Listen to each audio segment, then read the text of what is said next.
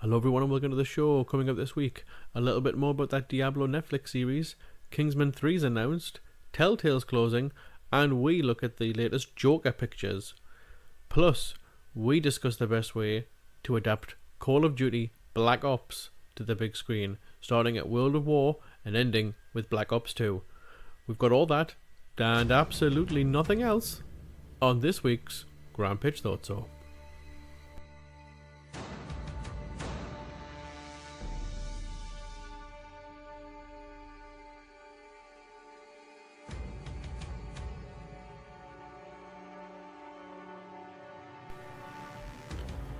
Welcome to Grand Pitch Thought So, the video game to movie fancast podcast, with Dan, Brett, and Dave. This podcast will contain detailed plot points and spoilers about numerous video games and movies, both old and new, so listener discretion is advised. And don't forget to rate and review the podcast on iTunes, Podbean, or wherever you download your podcasts from. And feel free to get in touch with us on Instagram and Twitter at GPTSPod, and on Facebook at Grand Pitch Thought So.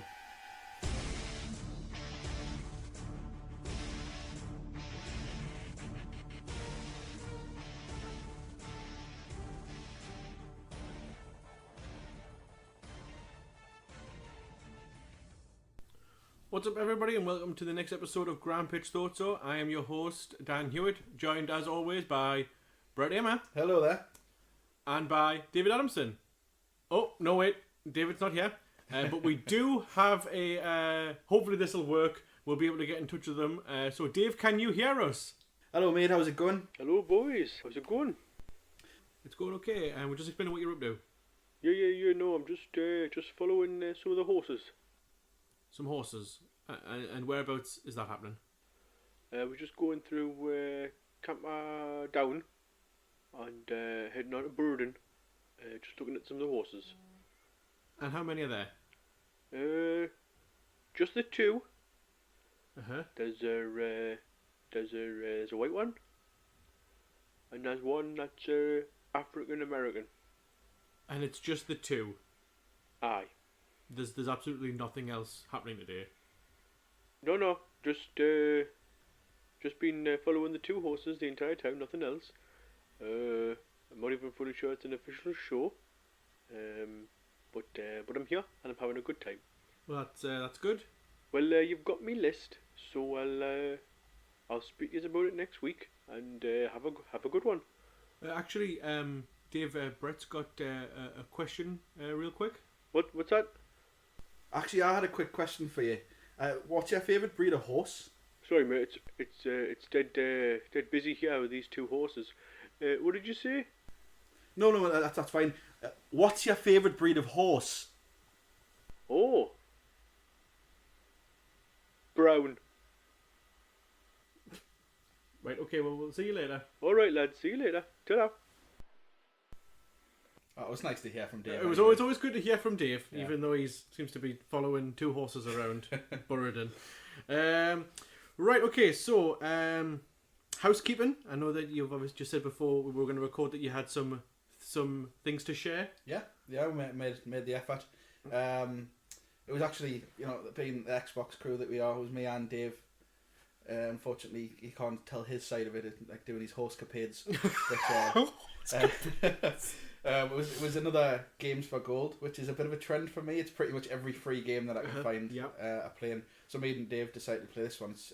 I think it's purely online. Mm-hmm. It's like a top-down shooter. And it's called Livelock. I don't know it. I hadn't heard of it either. But actually, I thought it was going to be crap, but it was surprisingly fun. It's basically like, I think there's 4 different robots. That you get, 3 or 4. So it's like 3 or 4 that if you can play it as a different robot who has that each their own function.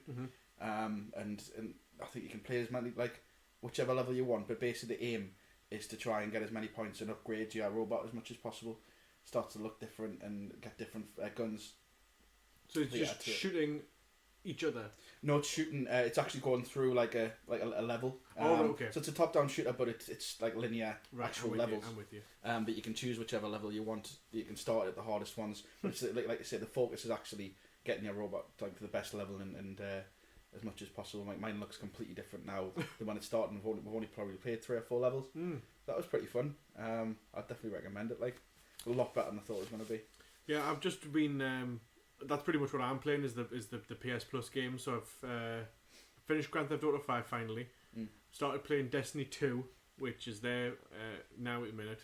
And then they've just announced next month, which is a Friday the 13th game. Oh yes. But again, it's like, well, it's I don't think there'll be any cross play between Xbox and PlayStation, so I probably won't be going online because well, what's the point? I'm really surprised they're putting that on there already. It hasn't been very long. I think it's been less than a year since it came out. Yeah, and it's not even like, well, I mean, it is October. Yeah, that's my only thought is that it's October. It's a Halloween special. It's not Friday the 13th or anything like that. They had mentioned that it was going to be like 3 other games, which I was all looking forward to playing, and like due to a Russian leak, and then it wasn't any of them, and it's this game instead, and I'm like, oh, yeah. I wish it was the other 3 now. Well, that's it. I mean, to be fair though, it's actually much because I had a sneak at the Xbox games that are coming on as well, and that is just so much better than anything that's on Xbox. They haven't followed the Halloween theme or anything. No Halloween. It's all just random little arcade games which cost about £4 or £5 before, I think. I'm not really particularly looking forward to them. Honestly, I don't even think I didn't even know if it was a thing of like it had to be like Xbox or like Sony's like own. You know, obviously they have like their own studios and then there's other people. So I didn't know if it was like because the people who made the Friday the 13th game are obviously indie. We all know that. But then there wasn't like a I'm trying to think off the top of my head. Like a Killzone or something like that. You'd think that would come with one of them. It'd be like one of Sony's own, and then like a successful game that was an indie, and then a bunch of like the smaller games, like the one you were talking about. Because there's always like 4 or 5 of like small games that could be great, but you know. Mind you, I mean, I don't think it is all just like Sony stuff because there has been the odd great thing. Like I think Assassin's Creed Black Flag was one, and that was a couple of years ago as well. So I think it had only been out just over a year. And they released it on as a free game, which I was pretty surprised at. And you get the odd little shock like that. Yeah, that's the thing. I think it's if you get the 12-month pass, you probably get like 5 or 6 really good games a year. But then if you just get like 3 months, you go 3 months and get nothing good. Yeah, exactly. I mean, I pay monthly anyway. It's a constant like 1 month. But I'm watching out for something good to come up because it's due something. I think it's Christmas soon. Should they give away a treat? I think that's what they do. I honestly think they do keep the best ones for then. They usually have like a summer blockbuster. Yeah. And like a good Christmas treat as well. Yeah, I didn't even think about the Friday the 13th. Obviously, it's Halloween. What an idiot. Yeah. I should know I'm putting together our Halloween spooktacular. So yes, of course. Looking forward to that. Yeah. We'll reveal more of that as we get along. Because I've got a few surprises. Awesome. Right. Okay. Well, then let's get straight on.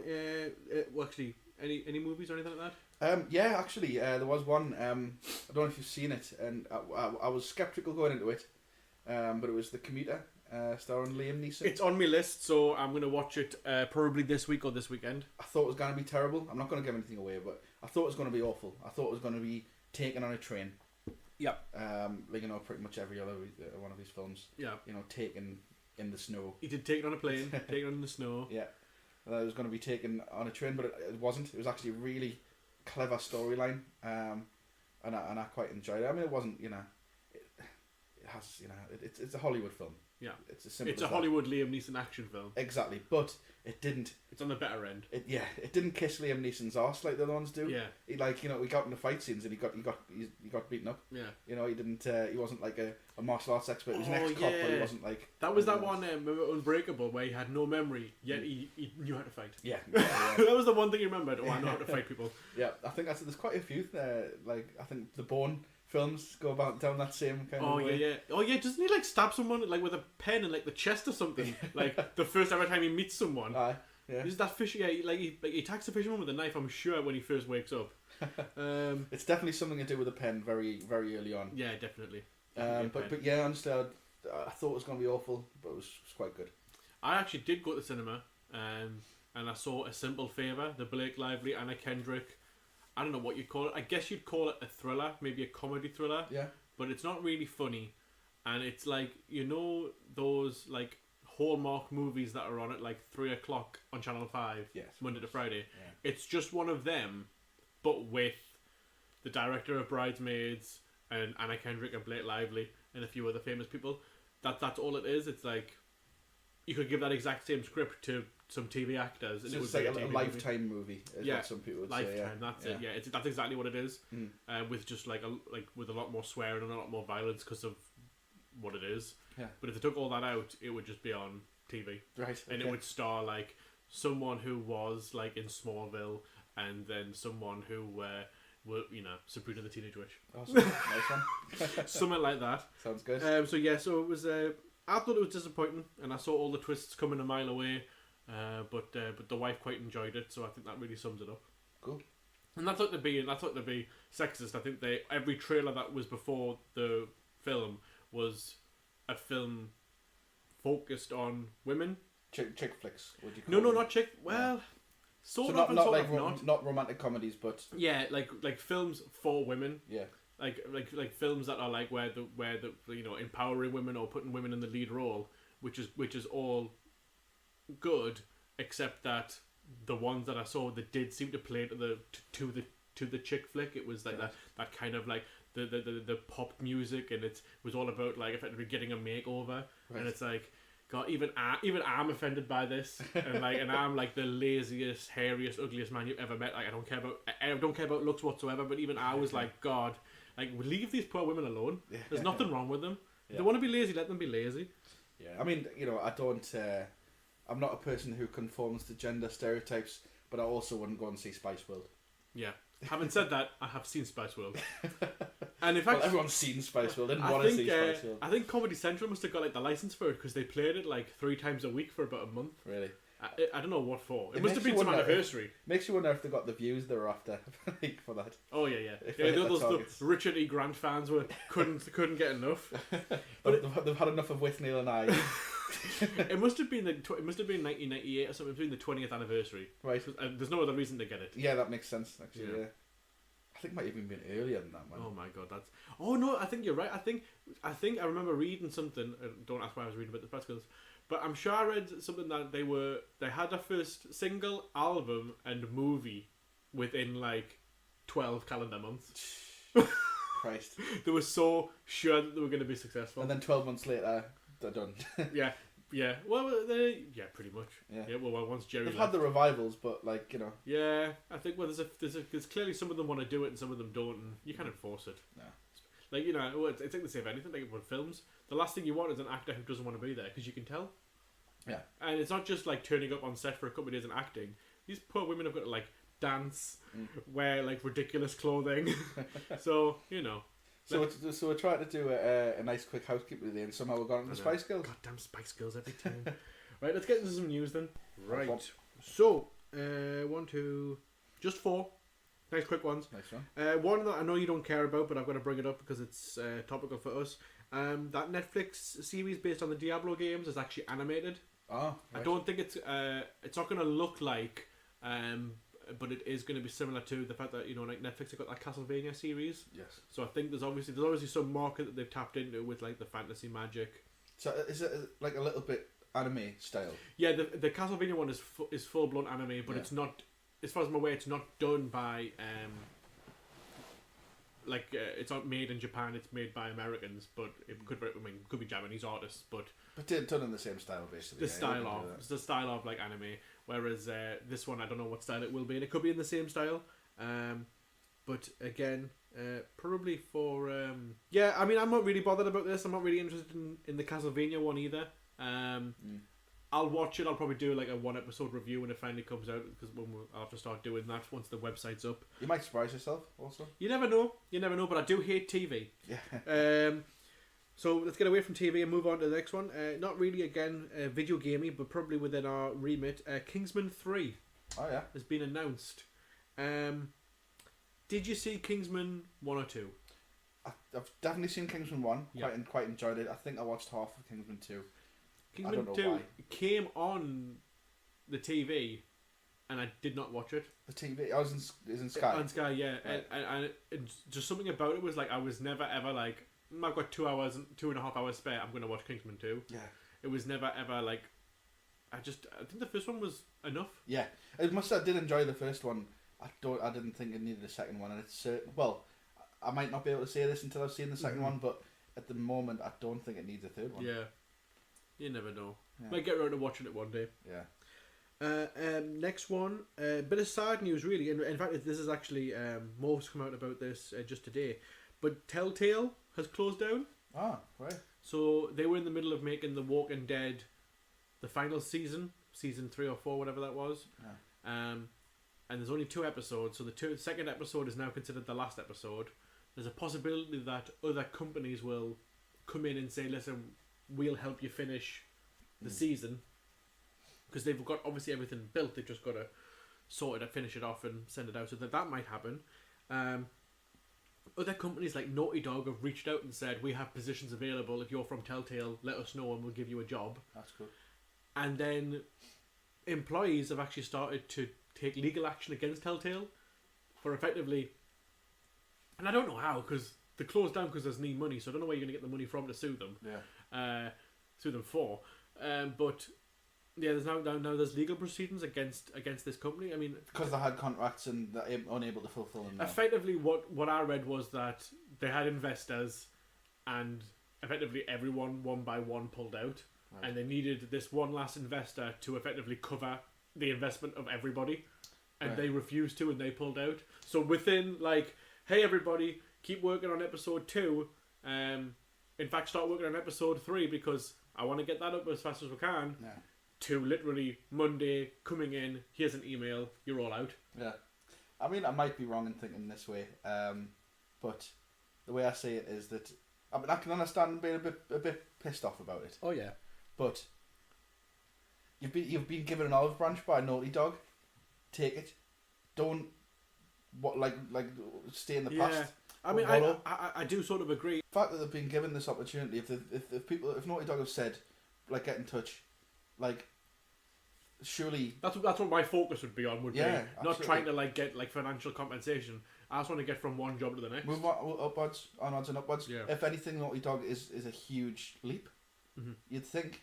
I mean, it's their independent sort of company, Telltale. Yeah, it'll be interesting to see how this one kind of progresses. I mean, it's fair to say that we haven't got a single iota of an idea of how a game studio actually works. Yeah, absolutely. But it would be, but we do know how kind of businesses work and bits and pieces. So it would be interesting to see how this turns out. It always confuses me when companies go bankrupt and then people start suing each other. It's like, who are you suing? Are you suing the actual guy in charge for his assets? It's interesting. Mm-hmm. But it is a shame because it was. I mean, I've enjoyed it. All of the games that I've played, I've enjoyed them. So it is a shame. And then last, but by no means least, again, not 100% video gamey, but the Joaquin Phoenix Joker pictures. Yes. Now I'm gonna presume you've seen these. I have. What do you think of the look? Completely different than what has been since Mm-hmm. Dark Knight. I think Heath Ledger's Joker changed what people seen the Joker as, but probably a good thing. Todd Phillips seems to be refreshing the look altogether, taking back to how it was. It does. It seems to be the Joker's, Heath Ledger's Joker's mask from the bank robbery, rather than because he's got no scars. We can definitely see that, and he has the dyed green hair. But it sort of looks like he was out as a clown, and then it's somewhere across his day this has happened to him, and he's got like that. He's got like a little tear, and he's just took his red nose off and painted his nose red. Mm-hmm. So it is a good look. I don't think it's getting tongues wagging as much as when Jared Leto revealed what he looked like. Yeah, because everyone, whether negative or positive, had something to say about that. That's absolutely it, but.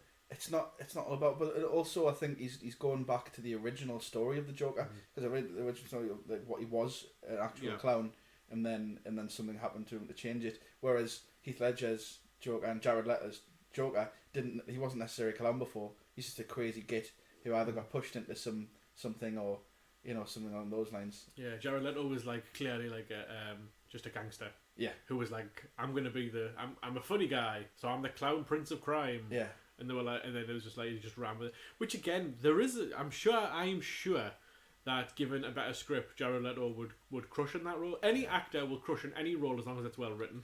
But I'm not fully sure what they were thinking with his Joker. when I think about it as well, Jack Nicholson's Joker was actually a gangster as well. Yeah, and exactly, and that he was a proper like 50-star gangster as well. Mm-hmm. So this kind of so him having like a nightclub, and that kind of does fit in with like Batman, because Batman, when you play the Arkham games, obviously you've got like the Iceberg Lounge, which is like where the Penguin lives, and then you've got like the Joker is usually in a chemical factory and stuff. So it does sort of fit that they would be legitimate businessmen, because they need money coming in. They can't just constantly rob the Gotham Bank. You can't have all of the supervillains constantly robbing the Gotham Bank.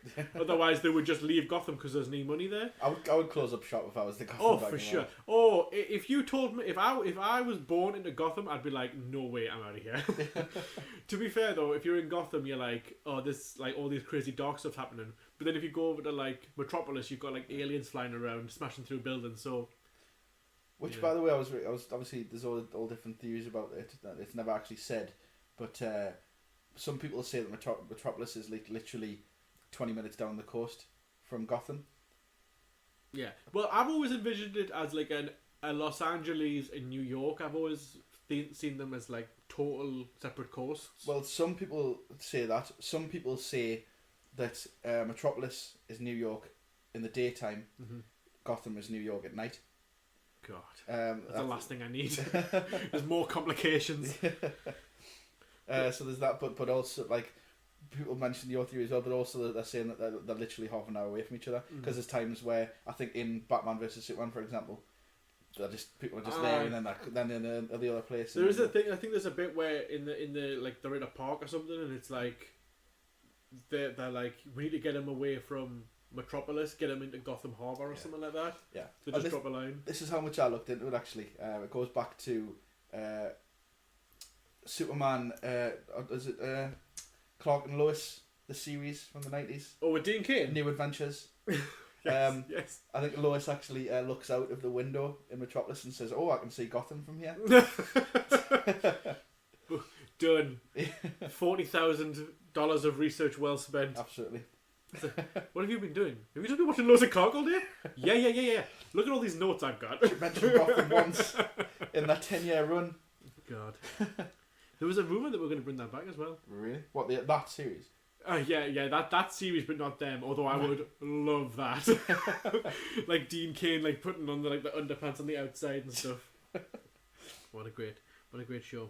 Great. All right, okay, that is news. Anything else that you want to discuss before we get into it? No, if I did, it would just be bringing up Red Dead 2 again, to be honest. Red Dead 2. There's a lot of Red Dead 2 stuff coming out. It's amazing the amount of information that's come out of just 2 hours of gameplay. Yeah. What makes, again, I've got nothing to base this on, but I'm guessing that like IGN will maybe focused on like, or we'll ask questions about this, and maybe GameSpot was asking, we'll ask about this. So they all have like a nugget of like, well, no one else thought about this. Yeah. Because someone obviously asked about the horse testicles. Yeah, absolutely. Someone must have dropped that. I was going to mention about the horse testicles because it's not a big thing. It's horse balls. That's all. Right. That's all it is. But it's what they stand for to me. Mm-hmm. If they're going to put that level of detail, think about the amount of detail and the beauty that's going to be in the rest of the game. That's such a minute detail that doesn't need to be there. So think about all the other unnecessary things that build up such a great atmosphere. There was a video on IGN literally about half an hour before you came over talking about mud, right. And that if it's raining or whatever and you fall in mud, when you go into like saloons, people will say, "What the hell? Like, why are you so messy? Why are you so dirty? You can't be dressed like that in here." Because it's cowboy times. Like, so it's like the amount. Like, then you got to think about like, this is why I would love to get into making video games, but then it's stuff like this that I'm like, whoa, no way. Yeah. Like, someone has to write and be like, if you are muddy, people like this woman will say this. Yeah. An NPC 2 might say this. An NPC, and I'd be like, no way. The programming involved where it's like the level of muddiness. Yeah. You just tell me how to play this game and I'll play it, and you pay me for that privilege. I'm not doing all of it because I remember reading some guy. This is the last thing we'll talk about because we need to move on quickly. There was I forget who it was, but it was a filmmaker, and they asked him to do a game, and he was like, "Oh, okay, that sounds like a good laugh. I'll do that." And then he had to, when he realised what he had to do, he turned in like 600 pages, and he's like, well, normally it's like 100. Right. And I had to do 600, and I had like the same amount of time. Right. Because you've got to write like where leaves fall. Yeah. When like when the character just like looks to the right and like says something, someone's got to write it. So I think it's a lot more work than. Oh, it must be an unbelievable. Which makes it amazing that Rockstar can do it. Yeah. And it totally makes sense that other, like for argument's sake, something like The Evil Within, where he never reacts to anything. Like he's always like, "Oh no, my wife is getting her head cut off," because someone has to sit and write. Well, then he pulls this face, and then someone's going to go to an animator and be like, "Well, now he needs to pull this face," and it's just like, no, just cut all that out. Yeah. Caesar, just dead. Move on. Forget about the reactions, man. Let's move on to the next bit. Right. Okay. Let's get into it. So this is Call of Duty World at War Black Ops 2. So we'll go just a quick before we get into the actual story. A recap. Are you a Call of Duty fan? I certainly was. Seems to be a very common word around people of our generation, I would say. Seems to be that Modern Warfare was a real cornerstone. At least it was for me. I remember playing Modern Warfare. I think it was the first game I owned on whatever the next gen was. I'm going to say it must have been PS3. And I remember seeing it, looking at it, HDMI and all that stuff, and being like, holy cow, where have my trousers gone? They've blown straight off. Whereas nowadays, when you see the latest one is Black Ops 3 or 4 or whatever, 4, I'm just like, oh, another Call of Duty. Yeah, absolutely. And I don't know if that's, and also obviously we had the World War II ones on the PS2, which back then we were like, oh, it's a poor man's Medal of Honor. Yeah, absolutely. So we had a poor man's Medal of Honor plus. But my goodness, the next best thing. This is before the online really kicked in. And I agree. It's online that kicked it off, really. But also, I think it gave them the funding to make the games themselves brilliant as well. Obviously, Modern Warfare was the first one that most people played. I actually loved World at War just as much. And it's funny that we've chose these ones in particular because Black Ops 2 is when I stopped playing any of them. I think I had Modern Warfare 3 was the last one I got. Yeah. I remember the Modern Warfare trilogy, which is obviously something we'll do. I say soon. It could be within the next couple of years. But I remember that vividly because I remember obviously everyone remembers kind of the first bit of Modern Warfare 1 and the fact that like it was the first time like I'm sure it happened in other Call of Duties, but like that's the first time I remember being like, oh, my character who I've just played as for 6 hours is now dead, and there's nothing I can do about it. Yeah, I have to watch him struggle, watch him catch fire, get radiation poisoning, and die. Shit. And then Modern Warfare 2, I think they took the war to America, and you were like a ranger. There was a shocking bit in that, but was in the airport. That was because it actually it asked people if they wanted to skip the level or not because it was that controversial. The guy was called Makarov, wasn't he? Yeah, something like that. He is a good character, Makarov. Yeah, and then in the third one, I don't really remember it 100%, but I do remember that the war was happening in America still, and it ends with you like coming out on a submarine and being like, "I've saved the day," as like the Star Spangled Banner plays in the background. Fantastic. Again, that's something. I say I would like to play every game we talk about. You always find that when we come here, we always end up being like, "Oh, remember Final Fantasy VII?" I loaded up Final Fantasy VII after we talked about it. And played like 2 hours of it. No, and I'm never going to go back to it. But I just got the fever. Yeah. So yeah, I've got the fever for some Modern Warfare. Yeah, Modern Warfare. Yeah, definitely. Not Medal of Honor. I'm not interested in Medal of Honor. They did re-release. They did it like was it Afghanistan? Well, it was the Taliban, and then I think they changed it to just terrorists. Right. Okay. In case anyone was offended by the Taliban. You didn't want to make it too close. But yeah, I did get that, and it just wasn't that good. Yeah, I think it's very difficult for a first-person shooter to be amazing. Yeah, there's a lot of good ones, but there's only so many times you can shoot someone in the head before you're like, I'm done. I think Black Ops and Modern Warfare 2 are the pinnacle of that type of first-person shooter. Because then you get, you get confused with the fact that obviously then Ghosts comes along, and I'm like, well, is Ghosts Modern Warfare, or is it part of Black Ops? Oh, it turns out it's neither. It's got to you've got to look whether it's Treyarch or the other one. Is it Infinity? Infinity. Infinity Studios. Infinity Ward. Yes, Yeah. that's it.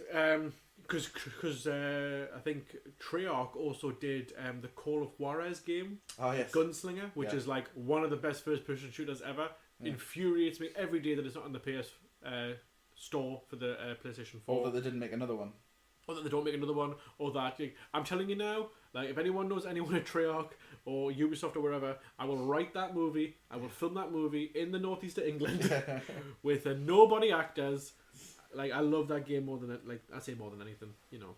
Yeah. I like some things more than it, you know. But not that. Not But as not many. not as many as you'd think.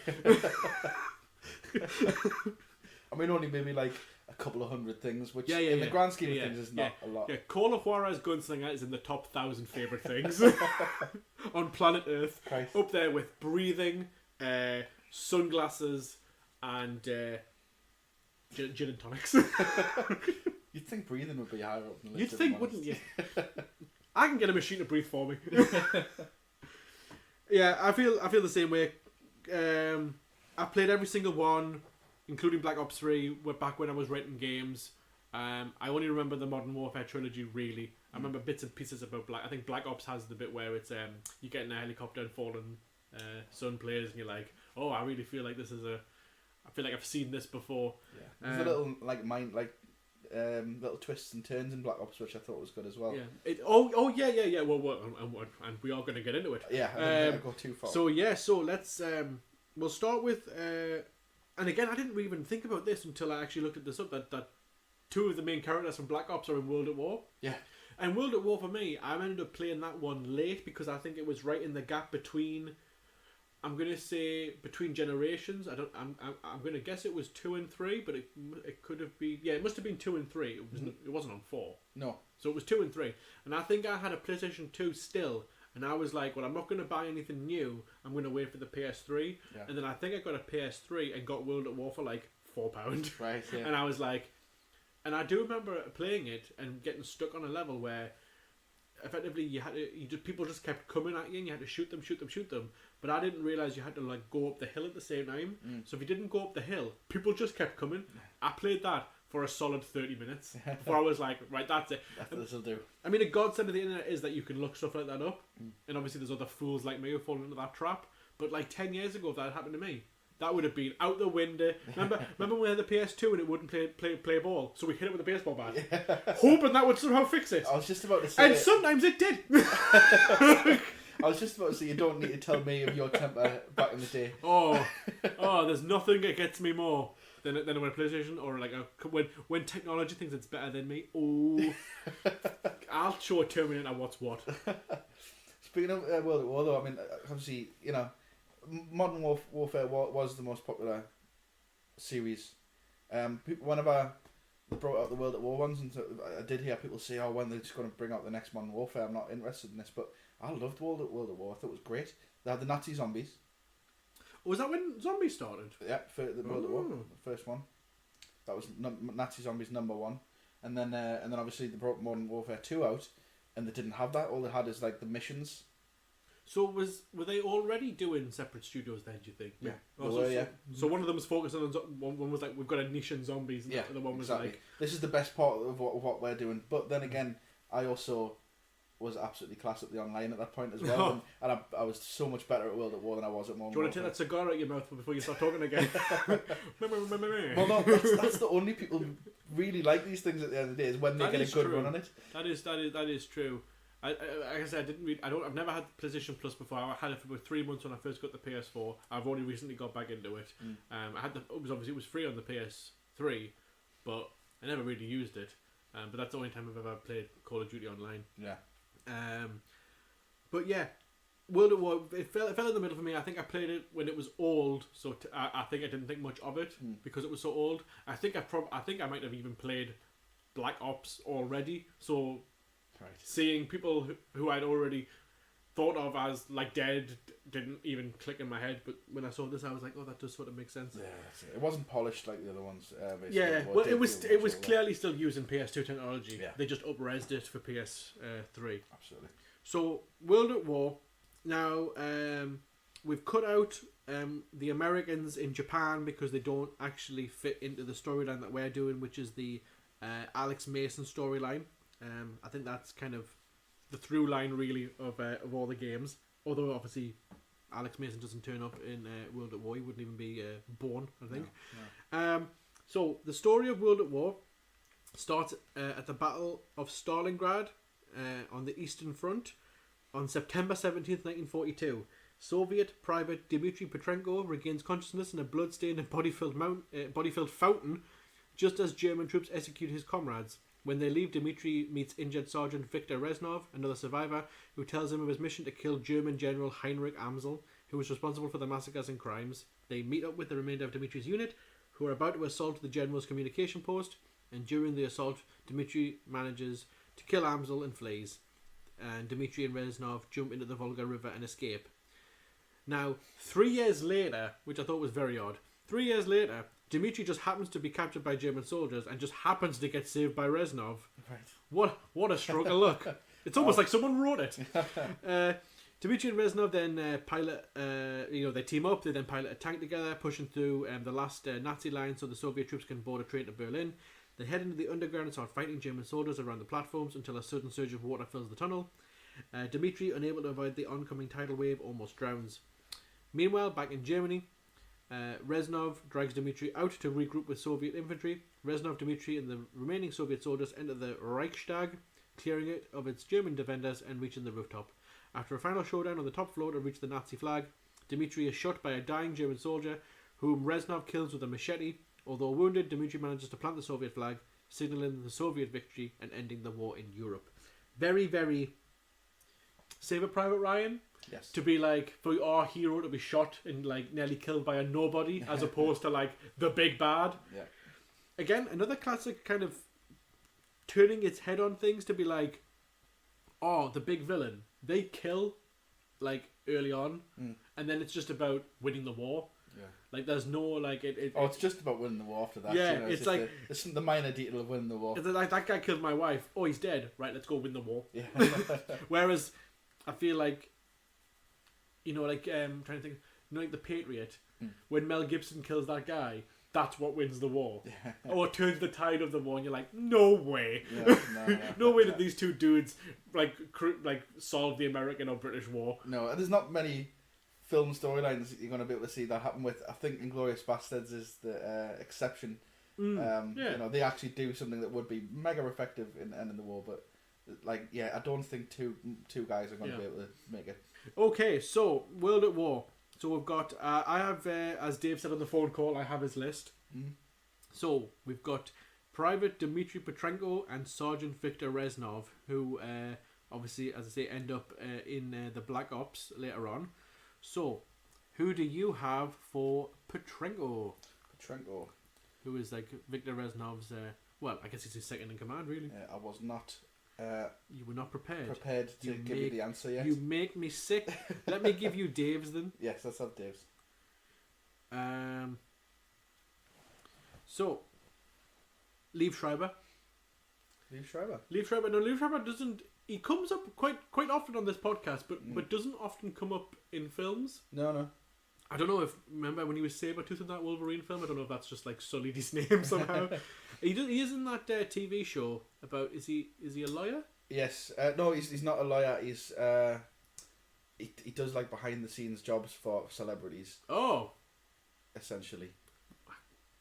Like he gets them out of sticky situations that could be a big media frenzy. I'm with you. But he's not. But he's. I can't remember the name of that program. I was going to say John Voight's in it though, isn't he? Yeah, and it's just the guy's name. That's why I can't remember. It's just his name. Liev Schreiber's name in the thing. Liev Schreiber. I've seen Petrenko was a lot younger than Liev Schreiber is. I'm pretty sure from what I've seen, he's in his 20s, in his early 20s, in fact. So I mean, I didn't choose someone who is in their early 20s, but close as possible. I actually went with Daniel Radcliffe. Ooh. Yeah. Now, I'm trying to think. Has he played Russian in something? He played a skinhead in something which, what is this? Oh, is it like Imperious or something? Yes. Yeah. Exactly. Yeah. And he's also, What's Frankenstein's little henchman guy? Igor. Yeah, he played Igor with James McAvoy, and originally the film was going to be called Igor, and it was going to be about what happened from Igor's point of view, Right. with Daniel Radcliffe as the star. Right. And halfway through, someone got scared and just went, no, it's about Frankenstein again. Yeah, because that's a name that's going to attract more people. And then it's just like a whole pile of garbage. Yeah. But I do think he's doing an accent in that. So he might not be. I may not be. Yeah. I barely remember that film. Yeah. I remember that story more than I remember the film. Yeah. I went for Peter. I went older. Yeah. Peter Stormare, who's the Russian guy from Armageddon. Oh yes, yeah, of course, yeah. He's the perennial. I watched him in an interview with James Corden, and he was just like, he gets phone calls and they're like, "Can you speak Bulgarian?" And he's like, "Yes." And they're like, "Prove it." And he says just like one line, and they're like, "All right, great. You know, come on the set next week. You're hired." Yeah. And then like the same person will ring him. "Do you speak Swedish?" "Yes, I speak Swedish." Just gives him the same line. "Do you speak Russian?" "Absolutely." And he just keeps getting picked up, and he just does the same accent. Great. And he goes, "But no one knows I'm not speaking the right language." It's just a European accent. I think he is Swedish. Yeah. But he is just classic European. Yeah. That's why. Mainland Europe is my accent. Yeah, mainland. That's why I picked him. Plus, he's great in anything he's in. He's also does he not play Satan in Constantine? I think that's him. Yes. I think that's him. I think that makes, yeah. And then yeah, I'm sure it is. It's blasting through my head here. There's someone else's face coming up, but It's not Tilda Swinton's face. I'm getting me films mixed up here. This guy's having a mental breakdown. give us a minute. That's too many painkillers. And then we've got Viktor Reznov. Welcome back to the show, Gary Oldman. Yes. He is the voice of Viktor Reznov, and he also in Black Ops he voices a British character as well. Very strange, not strange, impressive that you can get someone of that stature to come and do your, for argument's sake at that time, stupid little video game. I think there might have been part of us that knew that he was the voice of Viktor Reznov. It's very Air Force One. Yeah. It is very Air Force One. So I've got two choices for Viktor Reznov because I obviously he's in World at War and Black Ops at different ages. Oh, you picked two different actors? So I've got a young and an old. Fantastic. I was going to save the old one till Black Ops, but let's go for the both. It's Gary Oldman. Gary Oldman is me, Viktor Reznov, basically. And what are you That's gonna... the older. Okay, as older guy. My younger one was actually Cillian Murphy. Oh, for sure, I can totally see that. Yeah. So you did not... You think somewhere in the recesses of your mind... I must have known it was Gary Oldman. Yeah. Because immediately when I thought Viktor Reznov, Gary Oldman. He definitely does. He looks like Air Force One, Gary Oldman. He really does. Yeah. And again, it would be fantastic. You could even digitally de-age him if you wanted to. Yeah. And that's sort of similar to what I would do with my guy, Viggo Mortensen. Right. Yes. And I would do him probably clean shaven in World at War, and then give him that famous little bit beard. That would definitely work. And then let's see what... I did think about that, but then I also thought it would just be much easier to get some young talent in there. Oh yeah. Well, Dave's went even older. Nice. He's went full blown Ian McShane. Wow. So Ian McShane he's in his 70s for sure. Yeah. And he would probably be amazing in Black Ops for in the prison. But I think he's in his late 20s in World at War. Yeah. So you could give him a big beard and make him look haggard from whatever he's been through since. Because obviously I think it must be the 60s. So you could play him. You could play 25 years later, wasn't it? Yeah, you could play him 30 odd and then say 60 odd. Yeah. But that yeah, absolutely. He's I mean, obviously he's a great actor. I think he would definitely be able to do the role. It's just and I think actually Dave's more focused on the Black Ops than he is in the World at War, isn't he? Yeah, for sure. Which kind of fits perfectly. Yeah. Because Reznov is well, like I say, I know. It seems silly to say, but you kind of are more focused on the Americans in World at War just because, you always associate... There's always... I mean, again, I don't know a lot about history, But what I do know is that like we have been like bred to believe that the Russians aren't to be trusted. Yeah. So even though the Russians are fighting the Nazis, I'm still like, I'm not so sure you guys are the good guys. Yeah, and even though the Russians like did a huge part in ending the war, like a massive, massive part. But like you feel like in your mind, you're also like, well, were they involved in starting it? They did it for their own reasons. Yeah, Like, yeah. You started it, then you finished it. Well, what are you up to? What do you want? You just wanted to nick all that Nazi gold, didn't you? And that's not that's the Western media's push for Exactly, that. yeah. Again, I don't know anything about World War II at all, other than what we've been told. To be fair, and they don't even teach it anymore. Or at least I don't remember getting taught a lot about it. World War II in school. I know my nieces were saying they were getting taught about it when they were like 7. And I'm like, well, no one remembers it when they're older.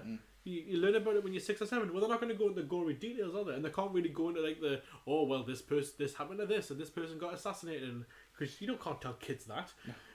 So all you really remember is Churchill, Hitler, maybe a Goebbels, the Battle of Britain, and D-Day. Yeah, they're the 5 big ones. Now Black Ops. Now this is full blown PS3. I think I'm right in saying that. Oh no, they're doing a Modern Warfare trilogy for the PS4, or they're doing it for Black Ops. All right. I think they're doing some remasters for sure. I would probably say more likely Modern Warfare, just because it's older and it was more iconic. I'm sure Modern Warfare is already either in development or on. That shows you how much we're fans, but not fans enough to spend another £40 on getting a game I've already played before.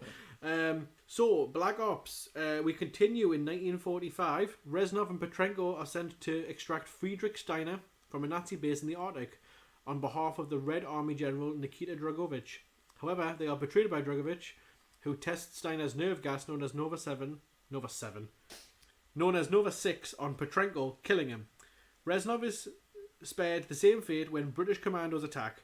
Reznov destroys the Nova 6 and escapes, only to be captured by the Soviets and sent to the Gulag. And the Soviets later recreate Nova 6. Jump to 1968. Alex Mason is strapped to a chair in an interrogation room and is being bombarded with questions by unseen captors about the location of a number station. Now, do you know what number stations are? Nothing springing to mind, no. Well, I believe it's these like places, and you can ring a phone, or like tune into a radio, and it'll play like 7, 22, 45, and it'll just repeat and repeat. Yes, I've heard of this actually. Yeah. And there's always every excuse in the world: Illuminati, aliens, time travel. Like everyone's got a different idea about what it is. Yeah. But it was just interesting that it popped up, and I was like, I don't remember number stations being mentioned. No. And in the rest of this story, number stations are never mentioned. Right. But I just thought it was interesting that if anyone actually knew what one was, because all I know is that rumor. Suspicious. That's what it is. Suspicious indeed. What are you up to, Wikipedia? Tell me your secrets. Okay, so now we're going to go back in time. Went forward in time. Let's go back. 1961. Alex Mason, Frank Woods, and Joseph Bowman take part in Operation 40 to assassinate Fidel Castro in Cuba. Is this the first time that Call of Duty is actually getting involved with reality? Yeah, and it's not only Fidel Castro, is it? There's actually a couple of people. There's a few people for sure. Yeah. I was just wondering if Modern Warfare dallied with. No, Modern Warfare is complete fiction, isn't it? Complete fiction. Okay, I enjoy it. Like this is the kind of like the Forrest Gump stuff. That's the stuff I really like. I mean, World at War might have, they might have mentioned the Hitler or something. Oh, I would have thought so. Yeah. No, I think it definitely would have been either the Führer or the Kaiser. Yeah. No one says Hitler. The thing is, though, I think you can mention Hitler as much as you want in things, and it is not necessarily reality. Mm-hmm. I mean, again, going back to Inglourious Bastards, that that is not what happened with Hitler. Yeah. But it's a very good portrayal of Hitler at the same time. Yeah. There's all kinds of different rules. I guess the Germans a massive one. I think they probably would have censored their version. Right. Castro. Mason apparently succeeds in killing him, but stays behind to protect the extraction plane from an oncoming blockade, but is captured by the real Castro because he shot a body double. He's handed over to Nikita Dragovich and held captive in the Gulag alongside our boy Viktor Reznov. And together they share many a story, and Reznov specifically going over and over and over with Mason who Reznov's enemies are, which plays big into it later. During an uprising, the pair try to escape, but only Mason is able to, and Reznov is left behind. So, Mason, Woods, Bowman, and now Gregory Weaver. I'm not fully sure who that guy was. He just turned up out of nowhere. But he is some sort of Russian who's now working for the Americans. Are dispatched to eliminate members of a Soviet program giving sanctuary to Nazi scientists in exchange for their knowledge. Woods apparently kills Dragovich in a car explosion. Moving on to 1968, Mason's team is sent a dossier on Dragovich from a Russian defector who turns out to be none other than Reznov, who joins them as they recover a Nova 6 shipment. They are captured by Viet Cong and Spetsnaz infiltrators at the crash site. Bowman is executed, Woods and Mason escape, and moving on to rescue Reznov from Kravchenko's base. They confront Kravchenko and Woods stabs him, but Kravchenko pulls the pins off of 4 grenades strapped to himself, forcing Woods to sacrifice himself by pushing both himself and Kravchenko out of a window. I have vague memories of that. Yeah. Meanwhile, Jason Hudson, someone else who's not been mentioned before, it just turns up halfway through this thing. Oh, hi, I'm Jason. Yeah, he'll be in the background of some shot, but this guy, he's just in this synopsis for now. Mm-hmm. Him and Weaver interrogate Daniel Clark, Gary Oldman's other character. Right. And Clark reveals the location of a hidden facility before being killed by Dragovich's men. Oh, so much. Hudson and Weaver move to destroy the facility and receive a transmission from Steiner requesting to meet. Mason and Reznov head there to assassinate Steiner, succeeding just as Hudson and Weaver arrive. Mason is adamant that Reznov killed Steiner, but Hudson only witnessed Mason carrying the act out alone. What does it all mean, Brett? At any point when you were playing Black Ops, were you like, this guy's in his head? No, that was actually, it was a shock. It was definitely a shock. I was going to say, because I think it was it was right before. It was maybe like in the 10 minutes run up to it where he's like he disappears or something. Yeah, and You see him disappear and you're like, oh no. Yeah. This guy's gone cuckoo cuckoo. It's like, this isn't just a glitch in the game here. Like, something's going on. I think I barely pay attention when even though I love the story in games and prefer single player mode, I barely pay attention to them. You're just waiting for the next person to shoot. Yeah. So I don't even think I realised until I went back and was like, oh, I finished the game. Well, that seemed a bit odd. What was that ending about? And where's Victor? Victor? Like, oh, Victor, no! Victor, we won! He's been dead the whole time! Come and celebrate, Victor. Well, yeah, so we don't really need to go into it. We've pretty much explained what happened. Yeah. Boy Mason's been turned into a sleeper agent for the Soviets, and he can see Reznov, but no one else can, and he's been going around killing people. So effectively, he's been reprogrammed to assassinate Dragovich, Kravchenko, and Steiner. Mason finally remembers the location of the broadcast station, the number station. It's a Russian cargo ship off the coast of Cuba. An assault begins, backwards and forwards, blah, blah, blah, blah. And eventually they are all... Dragovich is killed, and they declare victory. Mm-hmm.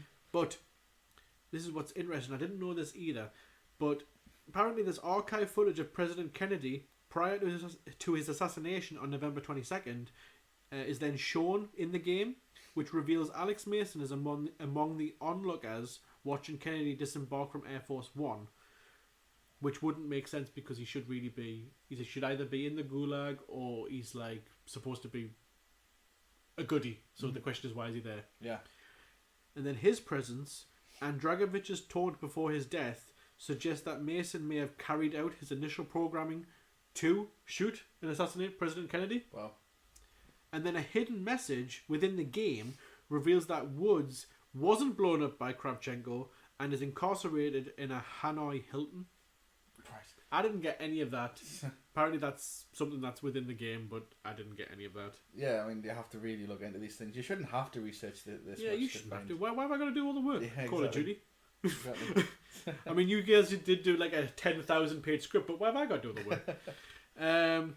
So, let's blast through this because we've got quite a few here. So, shall we start with... We'll start with the least important to the most important because that's how we like to do things here. Our German doctor, Friedrich Steiner. Right. Mm-hmm. I've got Sebastian Koch, who was the guy in Die Hard 5, the guy with the beard. Oh yeah. Whoa, was that you putting your own like like a canned laughter like oh. It was a snigger. Yeah. So he was the guy in Die Hard 5. You seen Die Hard 5? Yes. He was the one who reveals that he's actually the guy behind it all. Yeah. And he makes them go to I Chernobyl. do. I vaguely remember that. Yes. And as much as I'll try to forget. Yeah. Yeah. And Dave's went for John Malkovich, which again, John Malkovich popped up a lot of times because he did that terrible Russian accent in Rounders. Yes. And I was like, oh man, we should get John Malkovich to do another Russian accent. John Malkovich sounds like a Russian surname as well. You know. Remember when he was in Johnny English and he was like, I am the French English king. And you're like, oh, why'd you keep hiring him to do a different accent? Just let him talk himself. Yeah. Poor guy never gets to speak. He's brilliant in his own accent. But he's ace at speaking normally. But his accent, oh boy. Well, this guy could have been anyone. To be honest, he hasn't got like a huge partner. Like that's true. That's true. I was looking for someone who was German. Yeah, which is why I went for Christoph Waltz. Yes, good cameo for sure. Yeah. Mm-hmm. Christoph Waltz has now been reduced to doing impressions of Christoph Waltz. He was just that good at it. Colonel Kravchenko. So this is another guy who... Just before going in any more as well, yep. I did have a little bit of trouble when I first started this because Black Ops and Black Ops 2, when I was reading up on the characters, a lot of the time it would tell you that they were a certain age. Yeah. But it was actually the age that they were in Black Ops 2. Yeah. So I actually originally cast everyone as much older than they are in Black Ops. And then I realised my mistake and I had to go back. I think I might have left one or two in. No, that's absolutely fine. Well, if you've said anyone older, they're digitally de-aged. Yeah. That's our... Sweet. That's nice all right. I'll be all for that. Yeah. So Kravchenko, I went for a guy who hasn't been in a lot, film-wise from what I've seen, but he's done a lot of TV. Titus Welliver. Now, you might have heard the name, might not know the face. The Amazon show Bosch. All right, he's Bosch. All right. The Lost, he was the Man in Black, the evil. And if you remember in Transformers 4, he was like the CIA's like head guy under Kelsey Grammer. He does a really good like authoritative figure. Right. And I just thought that kind of fit for a colonel. Yeah. Look, I went. It was a bit of a different focus for mine. I just looked at the fact that he was a big meathead. That's really the main thing I looked at. Originally, when I first cast him as the older guy, it was Dolph Lundgren. But after and he needs to be younger, I went for Kane. Yeah. That the ultimate meathead. He looks like, if you look at like the portrait of Kravchenko close up, he's almost identical to him. That's good. I didn't. I was kind of skipping between looking at like little pictures and stuff. But I was trying to work out who they were based off of personality. I don't know why. I probably should have looked at the pictures. I mean, without the mask, obviously. Oh. Yeah. He didn't have like a black and white stripy confused. Face. Dave went for Clancy Brown. Alright. Clancy Brown's not a man you see a lot of. No. He does a lot of voice acting, obviously, but the last thing I think I saw him in was the Friday the 3rd... No, Nightmare on Elm Street remake. I think he was one of the dads. I think it's a little bit unfair on Dave not being able to back up the reason for him choosing these characters. Well, it could even be just the voice. Okay, Dragovich. So I was looking up Russian actors, or whatever you'd call them, Baltic or Eastern European actors. Yes. I didn't see anyone that really caught my eye, but I did see a guy who's done a Russian accent who caught my eye, right. And that's Mickey Rourke. Oh yeah, okay. I thought he would kill in that. Yeah, absolutely. Our friend David, we went for a classic, Mads Mikkelsen. Oh yes. An absolute classic. Definitely, he could do any villain, really, can't he? Yeah, it's offensive how good that guy is. Yeah, like it's annoying how good he is. How good he fits in so well with these things as well. Yeah. The fact that he could play The Witcher, he sort of pretty much is The Witcher. And the fact that he doesn't do more acting to share his gift with the world, we should take it from him. Yeah, you absolute dick. Well, I did my research as well. I found a very unknown name, Steven Seagal. This is brand new to me. Tell me about him. What do you know about him? Not a lot, to be honest. I know a story about Steve Seagal. If I've already told this on the podcast already, skip ahead a minute.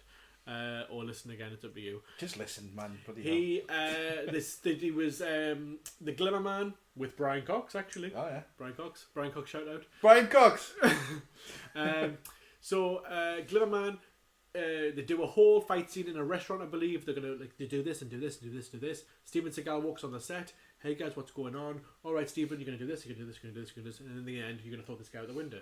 All right, okay. Steven Seagal sits down in a chair at a table, starts eating pasta, and goes, "What you're gonna do is these guys are gonna come to me, and I'm just gonna throw punches. Right. Okay. And I'm not getting out of this chair." That is unreal. As he kept eating pasta. That's a man with convictions. And that was in the 90s. Yeah. So imagine what he's like now. The worst. But, he's also doesn't get everything handed to him like he used to. He's got to have to do a little bit of work if he wants to get back in there. And let me ask you a question, just in case you do happen to know, because I generally don't. Is it true that I read he's some sort of North Korean envoy? I have, yes. Yeah, All right, okay. I've heard that before, yeah. No further questions, Your Honour. It's him, Dennis Rodman, and they're saving and Trump. The three of them. Right. Gregory Weaver, again, a guy who only really turns up halfway through, and he has one fight, and then I think he's in the interrogation room. Don't know a lot about the guy at all. But he did, for me, look a lot like Trevor from GTA 5. So I cast Trevor from GTA 5. Nice. Stephen Ogg. He's in The Walking Dead as well. I don't know what his character's name is, but you'll know the voice. He plays a small part in Better Call Saul. He's in one episode. He looks like any sort of Trevor is a meth dealer in GTA 5. Anything that must film in the desert, they must be like, oh, he'll do it. Yeah, he'll do it. Big mustache, greasy hair, he'll do it. Drugs and sand. We'll get Trevor in. He's done the most out of the three. I mean, I don't know what the other two are up to, but obviously to get in The Walking Dead is something. He has a very distinctive look and a very distinctive voice. Yeah.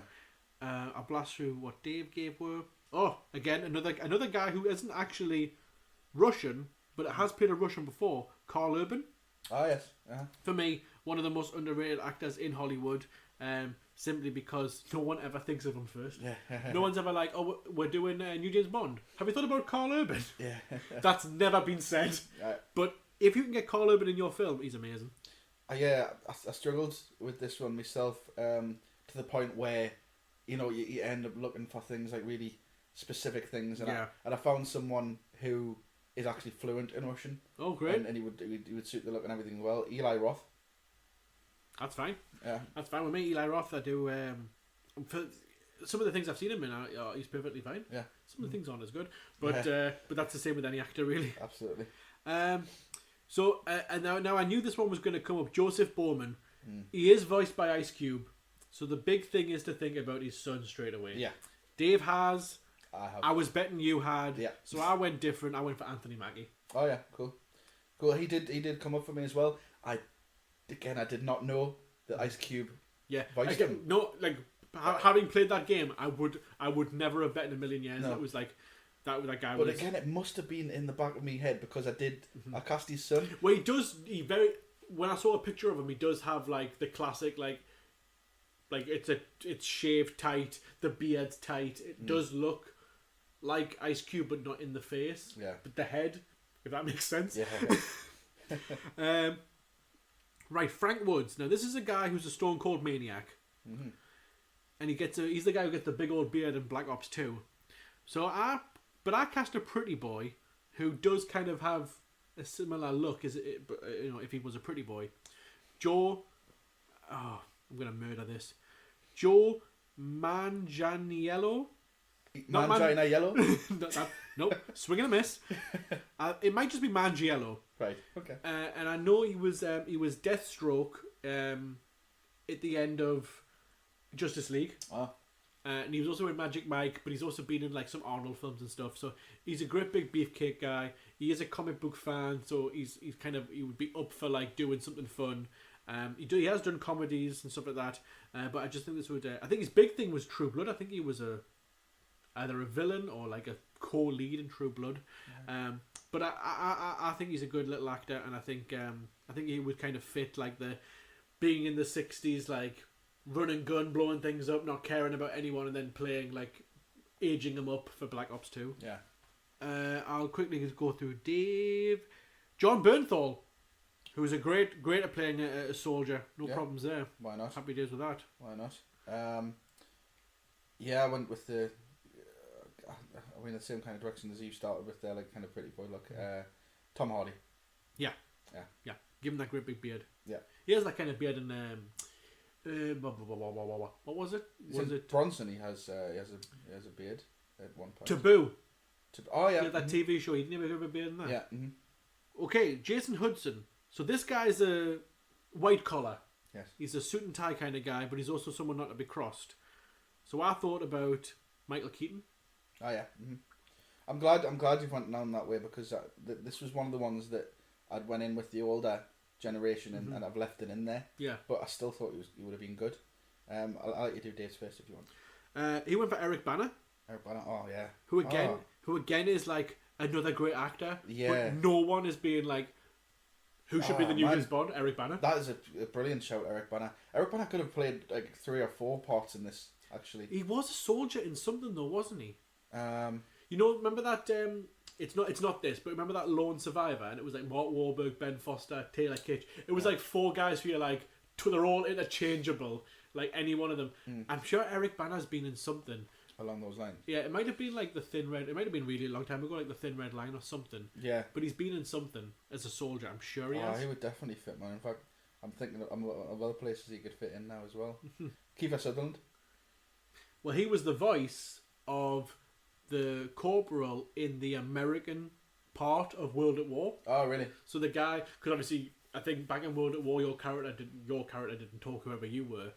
So the other characters had to do all the talking for you, and it was Kiefer Sutherland was like the guy who was in charge of you. Yeah. He again for me was like, oh, how can I fit Kiefer Sutherland in this? I thought about letting him be Frank Woods, just give him a big beard because he can play a lunatic, obviously because of 24.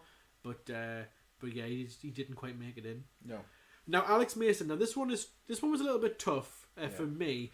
He's played by Sam Worthington. I did know this, and that kind of fits perfectly because he's just kind of again. I know we rag on Henry Cavill, but Sam Worthington's up there when it comes to blandness. Yeah, and he looks a lot like him as well as him being voiced by him. They've obviously modelled on him as well, for sure. So I mean, I chose someone else to start with, and then I went back to him, and then I went back to the original choice again. But I'll let you go. Well, Dave picked Joel Edgerton. As did I. Fantastic. I picked thinking for Black Ops 2, and I picked Chris Hemsworth. Right. Again, shave the head. I think he's natural. I do think he is naturally a brunette, so that would kind of again. When it comes to us and casting, sometimes we go really specific. Like I want to cast someone with the same hair color, and then sometimes we're like, "Oh, this Albert Wesker, a black man." Yeah, absolutely. Yeah. That's it. Like it just depends on which mood you're in that day. It really does. You know. I'm gonna.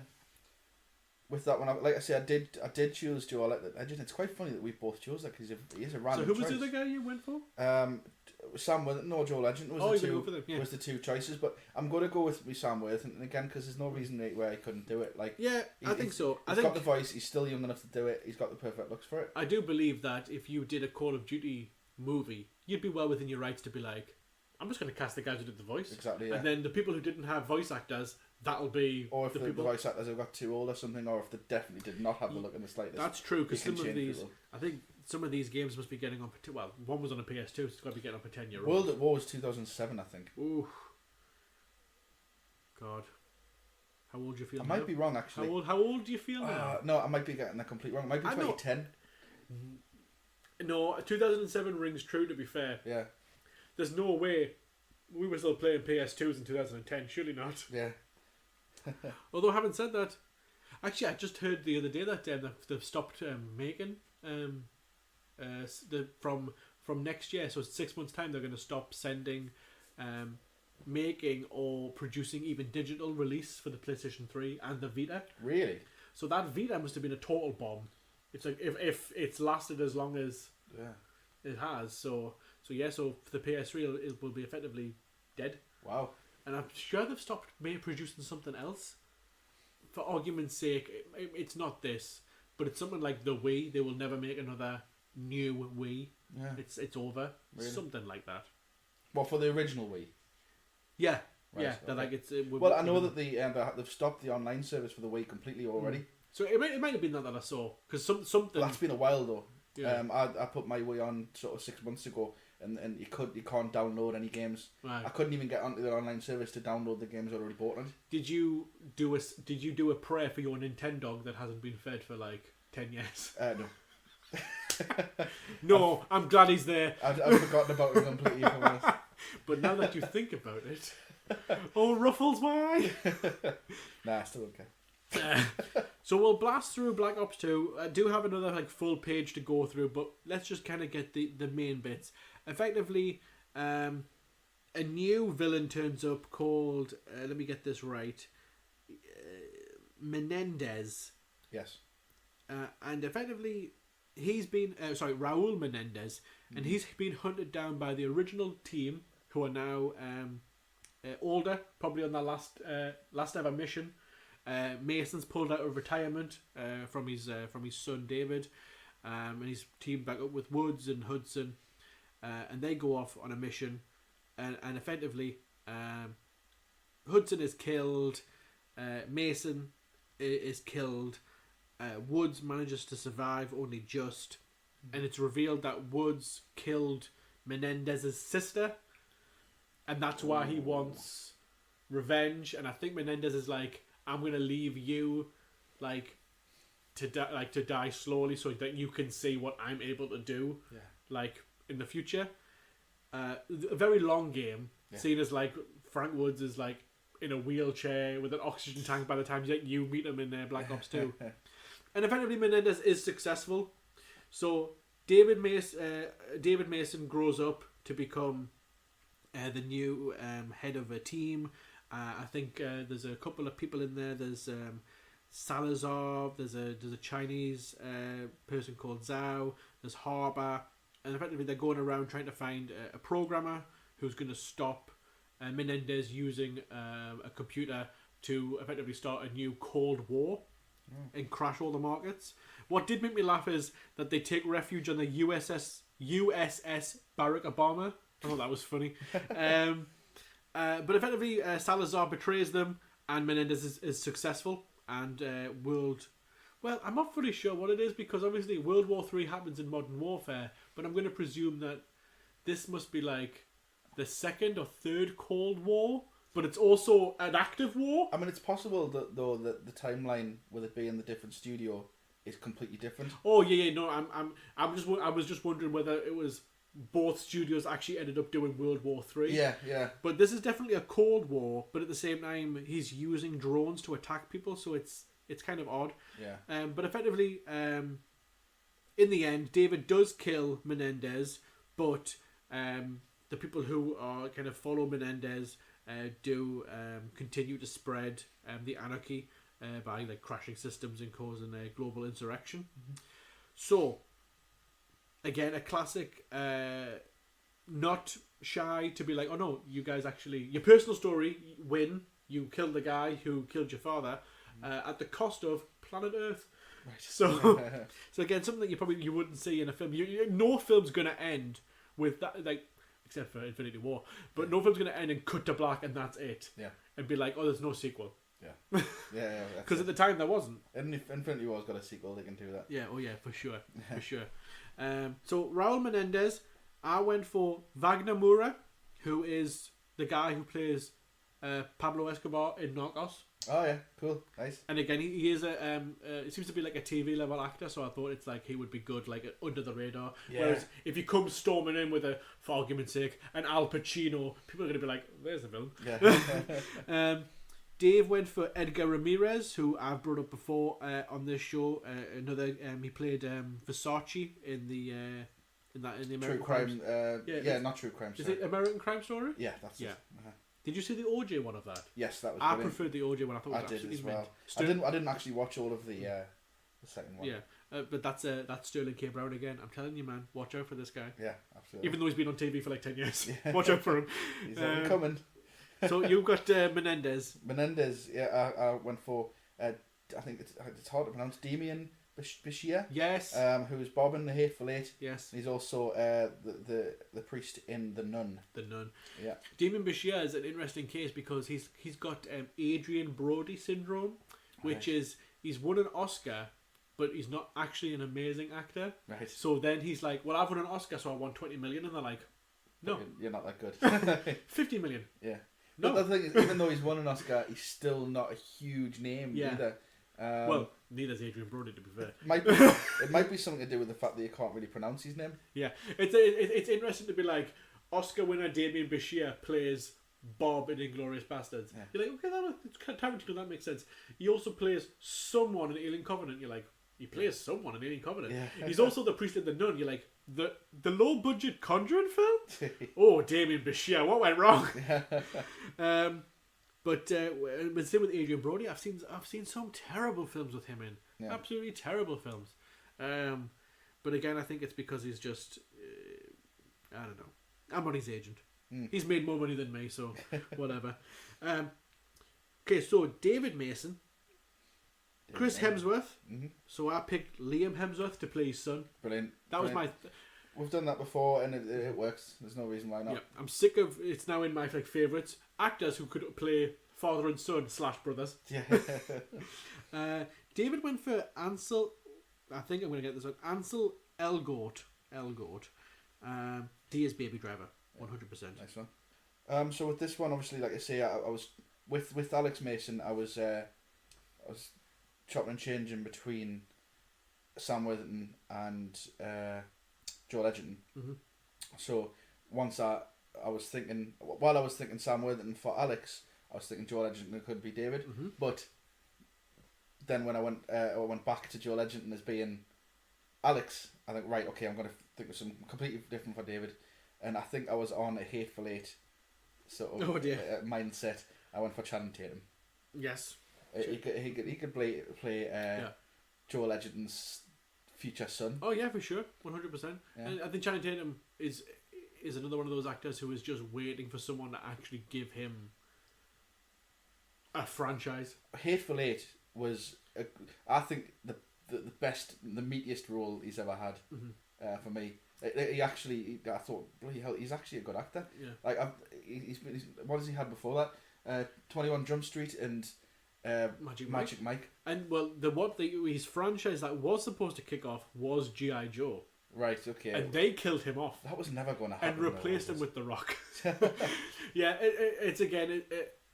And his Gambit film, he's been trying to do a Gambit film for like 3 years. Right. They actually unveiled him at Comic-Con more than a year ago, and they were like, and our star of the Gambit film, Channing Tatum, and he came on and he was throwing cards and whatnot, and he had the t-shirt on. He posed for photos and everything. All right. And then he said 3 directors have went, I'll do that film. 6 months later, nah, I've changed my mind. And then some guy from Bones walked away. Someone from Pirates of the Caribbean's walked away. Wow. The guy who did Ghost in the Shell, he's walked away. But apparently, what's so bad about doing this film? You'd think it would be quite. I don't know. Well, let's put it this way. Fox obviously aren't fully aware what the hell they're doing when Disney have bought them. Yeah. Because they're in such a mess. I honestly, I don't think. It seems to me like the whole franchise thing's a bit cursed for Channing Tatum. Mm-hmm. Focus on doing more work for your Quentin Tarantino's, etc. He did do that one with it was Steve Carell. He was a wrestler. Oh yes, Fox Hunter. Foxcatcher. Yeah. That's it, yeah. So, and I think that one. I think they thought that was going to be a big thing for him, but I think it was bigger for Steve Carell than it was for him. Yeah, it was definitely. But he definitely can act. I think I honestly thought it was really good in Hateful Eight. He was one obviously there's some great acting. It's a brilliant ensemble, but he completely held his own with it. All right, and that is that. Just a quick thing: Black Ops 3 goes 40 years in the future. It's more about are the robots going to take over and all that stuff. No one's referenced from these storylines, so we've just ignored that. Black Ops 4, I don't know if you knew this, but the new one doesn't have a single player mode. It's just all multiplayer. So It's just a £60 multiplayer game. That's a bad idea. When the other ones have been so focused on the story, you can't just completely stop it, really. So it'll be interesting to see if the sales are the same. Right. Or maybe they'll reduce the price. Maybe they'll be like, okay, it's multiplayer only, £40. I doubt it. I doubt it as well, but it will be interesting to see how well it does. I still think it'll still do amazing compared to everything else that's out there. But I wonder if the sales will actually be down, because obviously it was the sales that went down that made them go back to doing World War II. Mm-hmm. So yeah, it'll be interesting. It'll be interesting to see.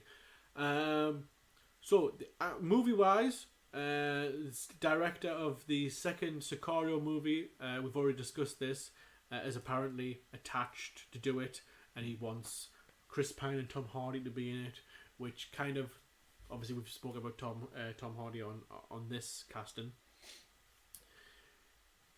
Quick ones. This one does seem to be closer than ever before to happening compared to most video game adaptations. Yeah. So, and it seems the most movie adaptation friendly. Yeah. You know, I'm surprised that they're doing it now and not 5 years ago. I'm considering, like you say, the wane in sales. It does seem it's sort of like, you know, if you read Harry Potter and you were like, oh my god, how would you adapt this? Yeah. Call of Duty makes like, oh no, those guns and weapons and outfits, they all exist. Yeah. Like all you do is go and borrow them, find, you know, somewhere in like Spain that'll double for wherever, and you can go out and like make that film tomorrow, really. Yeah. So if it was announced, Tom Hardy, Chris Pine, director of Sicario 2, Call of Duty the movie, and it's going to be, for argument's sake, based on Modern Warfare, would you be excited, not bothered? Would you be like, well, I'll wait for a trailer and check it out, or... I wouldn't have any negative feeling towards it, but I certainly wouldn't be excited. Mm-hmm. I would watch it when it was on Sky. Yeah. I would not go to the cinema. What about if it was getting rave reviews? If they were like, it's the best army action film since, I can't even think of one, Black Hawk Down, for argument's sake. I don't know if it's better than Saving Private Ryan. I mean, that is very, very unlikely, first of all. But I think it's knowing the kind of people who still play on Call of Duty, and those people are also the people who watch Fast and the Furious. So I just don't see it happening, and the stigma wouldn't go away for me. I'll watch it if I've got nothing to do on a Sunday in the house. That's it, and I know that would already be the case. Yeah, well, I would definitely go and say it, because that would be the even if I didn't want to, I'm now contractually obliged by this podcast to go and say anything that's adapted by a video game. So I would go and say it first as early as I could. If it had those kind of people involved, I think I would feel better about it. Yeah. I think it could very well be the best video game adaptation ever, while still being like a 6 out of 10, 7 out of 10 film, which again doesn't say much, but at the same time, at least you'd have one where people could say, the curse has finally been broken. This one's all right. Is it just going to be a generic film, though? It's not going to follow the story of... Well, again, I don't know. It could... I mean, if you had someone like... Because isn't the main character in Modern Warfare called, like... Isn't he, like, Soap? Oh, yeah. And he's, like... Yeah. He's meant to be Scottish or something, so you could technically switch that out for, like, Cockney and be, like, Tom Hardy's. Yeah. Just playing that character. Absolutely, yeah. Definitely. I just can't get away from the feeling that it would end up being something along the lines of Need for Speed, just a generic. Yeah, that's just a generic. That's a great example, because I was listening to a review of Need for Speed, and and the guy was like, "I have no ill feeling towards this, but compared to every other video game, this is fantastic." Yeah. But in reality, it's like 5 out of 10 for everything. The chases are 5 out of 10. The visual effects 5 out of 10. The acting's 5 out of 10. So I can't recommend it. But at the same time, if you want to watch it, go ahead. Yeah. If you like cars, you might like it. And you're right. If they do go too much into like the crazy, like loads of stunts and stuff, it might be too Fast and Furious. Yeah. Which again, I'm partial to a Fast and Furious. But then again, at the same time, I'm partial to Fast and Furious when it was like when they did it for the first and second time. Now that they're doing like crazy stunts every time, I'm like, this is kind of I'm tired of this now. They've kind of went away from the whole sort of street racing direction. Let me remind you and our listeners, the first Fast and Furious is about a guy who steals DVD players. Yep. Who ends up in a street racing ring. Yeah, and the cop who is trying to bring him down. By Fast and Furious 5, they are international spies working for The Rock. So How does that Yeah. happen exactly? Yeah, Vin Diesel. That's how that happens. And the only credentials these people have is being able to drive really fast. Yeah. Here's my credentials. I'm a criminal and I'm not in prison. I've got a nice car. I stole a nice car back in the day. Yeah, but now it's like it should be that whole thing of like we've got total deniability that if you help us and it goes wrong, we can just put you in prison, and that sort of does happen in one of them. But then The Rock just like punches a wall and gets out. he throws Jason Statham into a wall, and that's how they both escape. Wow. I could be remembering that wrong. I mean, I'm pretty sure that would have happened at some I'm point. 100% sure that happened. So that is that. We'll ask Dave. Is he still on the line? No, he's gone. We've lost him. I did have some quotes that I think you wanted us to put in here. So if I've got enough time, let's give Dave the last few lines before we totally wrap this up. So I'll give you some choice quotes from Dave. Here we go. First being, "Hello, it's Dave here. Great. Yeah, Henry Cavill is dead boring. Mm-hmm. I'm just not that bothered about Sonic the Hedgehog." That's good. He's prepared in case I had more news. He wants to let them know that he's been playing The Witcher still. He doesn't think that he's at the end, whereas before he did. Oh, that's I'm just summarising them up now. Yeah, still the Vietnam War mostly. That Ho Chi Minh seems alright to me, like. Well, I was going to say that's why I picked. We had the option of Black Ops or Mafia 3 because they Yeah. were both kind of set in Vietnam, and I thought it would be really good for him. And he's the one who's done off to go and watch some horses. Turf Moor's a dump. I thought it was Upton Park. Not anymore. And finally, Brian Cox. I've been to Turf Moor. I thought it was all right. I think it's a dump. I don't know if this is the place he more recently went to. It could be. And he's it could decided to try and offend more It could be. football fans. You know, why not? We mainly have American listeners, so it's kind of a waste of everybody's time. Why didn't he mention that on the phone call earlier? How strange. I know. It's almost like he didn't know that when we rang him. I think he had a second take. He thought afterwards, I should have said this. Yeah. Oh, Yeah. those horses must have thrown him off. Literally. He wasn't riding one on the phone. Although that does sound like fun. Chucking Dave on the floor. Yeah. Well, he's just like, oh hey guys, oh my leg, and then he like kicks him in the face. So next week is October. Uh-huh. We're going to be doing all things spooky. What, all month? All month except for Red Dead 2 week. Oh. We'll do Red Dead then, and we'll put it up the same week as Red Dead 2 comes out. Right. Black Ops comes out this week or next week, so this will fit quite nicely. But yeah, we're going to go spooky. We're not going to do any more Resident Evils because we're going to wait until January for number 2. It seems silly to do 3, 4, 5 or whatever. So I found some other horror games. Maybe next Halloween, if we're still doing this and you guys haven't run away from me, we'll do the other Resident Evils. So yeah, I think we're going to be looking at possibly. I think next up, if I am 100% correct, it will be. And let me just vamp a little more for you until I find it. That's the wrong document. All right then. How long can I keep this voice up? Hopefully not too long. You're doing well. Thank you. I'm there. We're going back. And again, why not just cut that out? I can't be bothered. Just leave that in. Yeah, definitely leave that in. I was entertained by it. Because there's someone right now listening and being like, why won't he just say, he's still talking? Brenda, get in here. Listen to this. Listen to this idiot. Listen to this clown. We're going to go back to Silent Hill. Oh. And this time we're going to bring Dave along for the travel if he doesn't Awesome. Fall off a horse. Dave is going to have a lot to say about Silent Hill. He might be quite angry at the fact that we're last called it. Well, I'm glad because I think that's good. I think it's good to get him on. We'll have a quick chat about him. We'll let him cast his Harry. Resident Evil. Silent Hill 2 is obviously an all new cast, although I'm 100% sure the main character is just a blonde version of Harry. I think it's like the same model. They were just like, well, I don't know, make him blonde. And call him James. Done. Which sort of explains what they do with Sean Bean. Have you seen Resident Evil? Oh my god! Jesus. Have you seen Silent Hill 2, the movie? Revelations. I haven't. No, I've seen parts of it. Yeah. I've seen enough.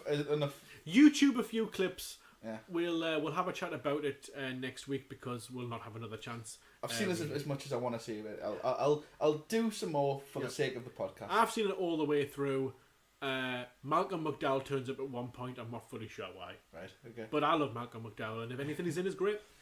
And that's about it. So yes, it's going to be all horror next month, except for Red Dead. Will culminate in a Halloween spooktacular. Awesome. We've got games, we've got quizzes. I'm going to make you to fight to the metaphorical death.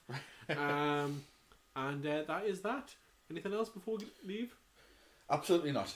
Fantastic. Okay, so we'll see you next week when we return to Silent Hill. Take care. Thank you for listening to Grand Pitch Thought So. We hope you enjoyed the show. Don't forget to check out our other castings on games like The Last of Us, Silent Hill, and Resident Evil. Don't forget to rate and review the podcast on iTunes, Podbean, or wherever it is you download your podcasts from. And feel free to get in touch with us on Instagram and Twitter at JPTSPod and on Facebook at Grand Pitch Thought So. This podcast is produced and edited by Dan Hewitt. Grand Pitch Thought So is not affiliated with the motion pictures or video games reviewed or mentioned in any of the episodes. All movie clips and music used in this podcast are the intellectual property of the respective copyright holders, and they are included here for the purpose of review, and no infringement is intended.